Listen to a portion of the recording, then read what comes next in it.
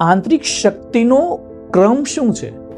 શું આપણને સમજાય છે કે આપણી અંદર રહેલી શક્તિઓનો વંશવેલો કેવો હોય છે? શ્રી કૃષ્ણ આ શ્લોકમાં મનુષ્યના અસ્તિત્વની શ્રેણી સમજાવે છે. તેઓ કહે છે કે સ્થૂળ શરીર કરતાં ઇન્દ્રિયો ચડિયાતી છે, ઇન્દ્રિયો કરતાં મન વધારે શક્તિશાળી છે અને મન કરતાં બુદ્ધિ વધારે સૂક્ષ્મ છે, અને જે આ બધાથી પણ પરે છે તે આત્મા છે. શ્લોક છે, ઇન્દ્રિયાણિ પરાણ્યાહુઃ ઇન્દ્રિયેભ્યઃ પરમ મનઃ મનસસ્તુ પરા બુદ્ધિર્ યો બુદ્ધે પરતસ્તુ સઃ. અધ્યાય 3 શ્લોક 42 શ્રી કૃષ્ણ એવું કહેવા માંગે છે કે ઇન્દ્રિયોને શરીર કરતા પર યાની કે શ્રેષ્ઠ કહેવામાં આવે છે. ઇન્દ્રિયો કરતા મન પરે યાની કે શ્રેષ્ઠ છે, મન કરતા બુદ્ધિ પરે યાની કે શ્રેષ્ઠ છે, અને બુદ્ધિ કરતા પણ અત્યંત જે છે તે છે આત્મા.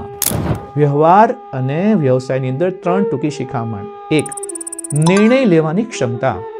વ્યવસાયમાં સફળતા ત્યારે જ મળે છે જ્યારે તમે માત્ર ઇન્દ્રિયો યાની કે લાલચ કે મન યાની કે લાગણીના આધારે નહીં, પરંતુ બુદ્ધિ યાની કે વિવેકના આધારે નિર્ણય લો છો. આપણને સમજવું જોઈએ કે બુદ્ધિ એ મનનું સંચાલન કરનારું સાધન માત્ર છે. 2. સ્વવ્યવસ્થાપન યાની કે સેલ્ફ મેનેજમેન્ટ. વ્યવહારમાં ઘણી વાર મન આપણને ભટકાવે છે. જો આપણે બુદ્ધિનો ઉપયોગ કરીએ તો મનને કાબૂમાં રાખી શકાય છે, પરંતુ આ બધાથી ઉપર આપણું આત્મબળ યાની કે આત્મા જે છે એ સૌથી મોટી શક્તિ છે. જ્યારે બુદ્ધિ નિષ્ફળ જાય છે ત્યારે આત્મબળ જ કામ આવે છે. 3. શક્તિનો સ્ત્રોત. લોકો જે બાબતોમાં સમય અને શક્તિ વેડફી રહ્યા છે તે શરીર અને ઇન્દ્રિયોના સુખ પૂરતા મર્યાદિત છે. જે મનુષ્ય પોતાની અંદર રહેલા આ ક્રમને જાણે છે તે ક્યારેય નાની બાબતોમાં ગુંચવાતો નથી અને હંમેશા ઉચ્ચ ધ્યેય તરફ આગળ વધે છે. જો તમે પણ તમારી આંતરિક શક્તિના આ ક્રમને સમજીને જીવવા માંગતા હો તો કમેન્ટ બોક્સમાં આત્મબળ એવું લખી શકો છો.